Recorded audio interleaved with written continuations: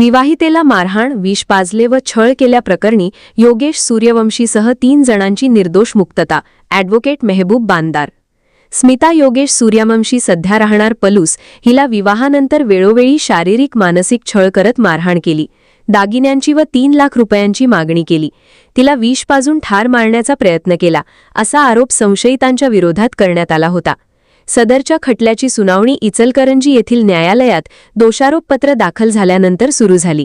सरकार पक्षातर्फे फिर्यादी, तपासी अधिकाऱ्यासह 5 साक्षीदार तपासण्यात आले. या सर्व साक्षीदारांनी फिर्यादीच्या वतीने साक्ष दिल्या. बचाव पक्षातर्फे स्मिता हिचे वेगवेगळ्या दवाखान्याचे मेडिकल रिपोर्ट्स कबूल करण्यात आले.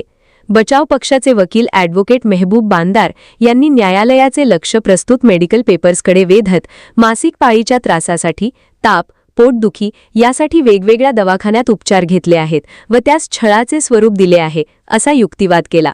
सदर मेडिकल रिपोर्ट्समध्ये कोठेही विष दिले असा रिपोर्ट नाही, त्यामुळे छळाचे व मारहाणीचे आरोप खोटे आहेत. उलट फिर्यादीला वेगवेगळ्या ठिकाणी फिरावयास घेऊन गेले, तिला नोकरी करण्याचे स्वातंत्र्य दिले.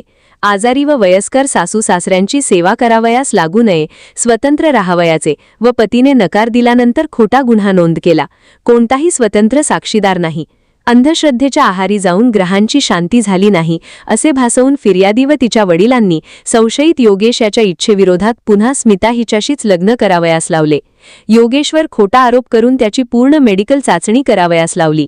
या सर्व गोष्टीतून योगेश व त्याच्याच आईवडिलांचा छळ झाला आहे ही बाब त्यांनी न्यायालयाच्या निदर्शनास आणून दिली. सदर प्रकरणातील तपासी अधिकारी कोळी व फिर्यादी यांनी उलट तपासात दिलेली कबुली, फिर्यादीच्या नातेवाईकांचे क्रिमिनल रेकॉर्ड यावरून महिलांच्यासाठी बनवलेल्या कायद्याचा गैरवापर करून सुशिक्षित कुटुंबास विनाकारण कोर्टात फेऱ्या मारावयास लावले आहे हा युक्तिवाद ॲडव्होकेट मेहबूब बांदार यांनी मांडला. सुप्रीम कोर्टाचे विविध न्यायनिवाडे त्यांनी हजर केले.